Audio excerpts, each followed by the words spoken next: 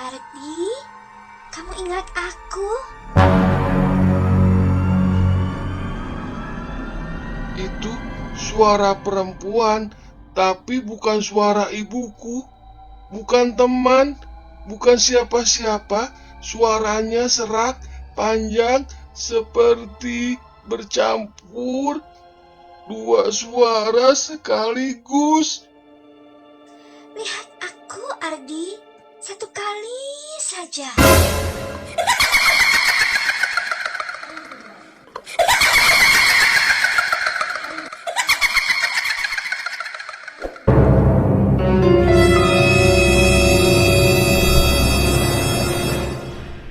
Nama saya Ardi. Saya bekerja sebagai penjaga malam di sebuah pabrik tekstil tua di pinggir kota. Tempat ini sudah berdiri sejak zaman kolonial. Bangunannya besar, sepi, dan jujur saja, terasa tidak wajar. Tapi karena butuh uang dan jam kerjanya cocok dengan kuliah saya terima pekerjaan itu. Setiap malam, saya bertugas patroli keliling pabrik dari jam 10 malam sampai jam 6 pagi, di mana ditemani satu walkie-talkie dan senter besar. Saya keliling ruangan bekas produksi, gudang benang, dan lorong-lorong sempit yang dingin dan berdebu. Malam itu, jam menunjukkan pukul 01.32 ketika sesuatu yang aneh mulai terjadi. Saya sedang duduk di pos kecil sambil menonton film lewat ponsel ketika suara dari walkie-talkie berdesis pelan. Biasanya hanya digunakan kalau ada supervisor si pagi yang hendak memberi pesan. Tapi suara ini bukan suara yang biasa saya dengar. Itu suara lelaki tua, parau, pelan, seperti berbisik. Apapun yang kamu dengar malam ini, jangan lihat ke belakang. Saya tertegun. Halo? Halo? Halo? Siapa ini? Tak ada jawaban. Hanya suara napas berat seperti seseorang berdiri sangat dekat dengan mikrofon. Saya merinding, tapi mencoba berpikir logis. Mungkin prank radio. Sinyal nyasar, tapi firasat saya bilang ini bukan gangguan biasa. Dan sekitar pukul 2 pagi, saya merasa dipanggil.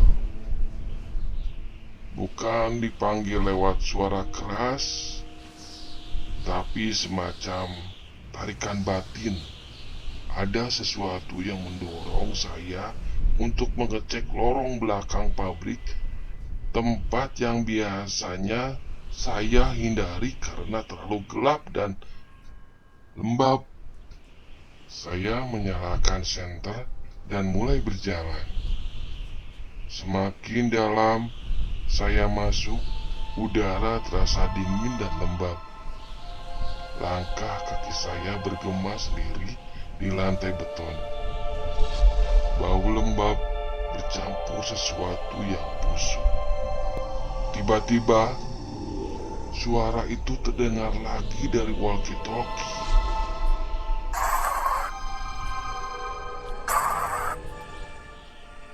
Kamu mendekat, jangan lihat ke belakang, Ardi. Saya memegang suara itu tahu nama saya.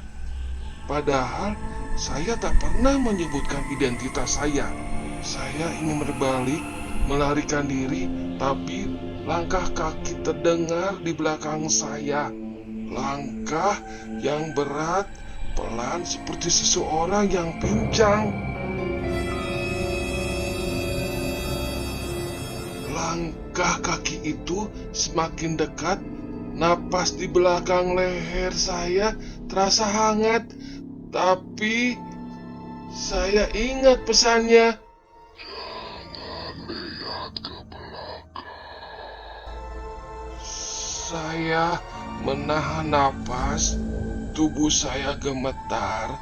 Tangan saya memegang erat senter. Ardi, kamu ingat aku? Itu suara perempuan, tapi bukan suara ibuku, bukan teman, bukan siapa-siapa. Suaranya serak, panjang, seperti bercampur. Dua suara sekaligus. Lihat aku, Ardi. Satu kali saja.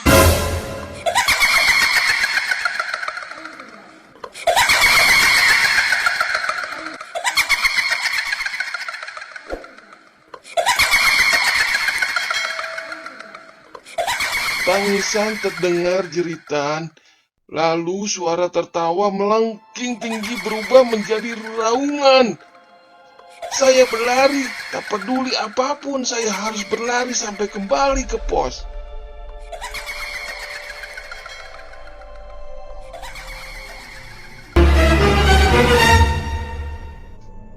Pagi harinya, supervisor datang dan melihat saya pucat.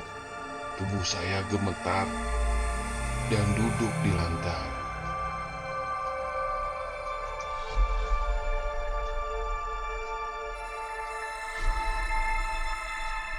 Kamu dengar suara radio semalam? Tanyanya. Saya mengangguk pelan.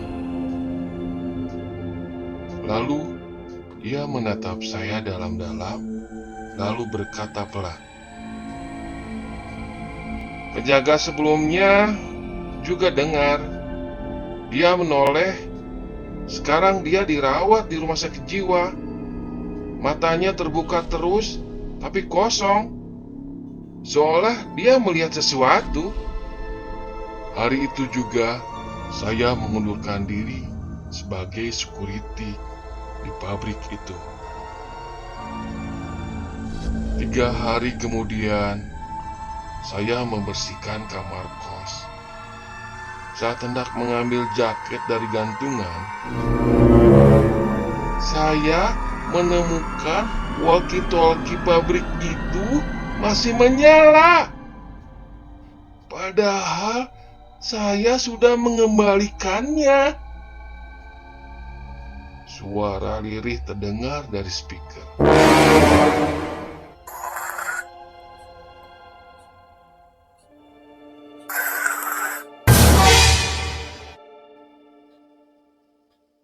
Kamu selamat, Ardi.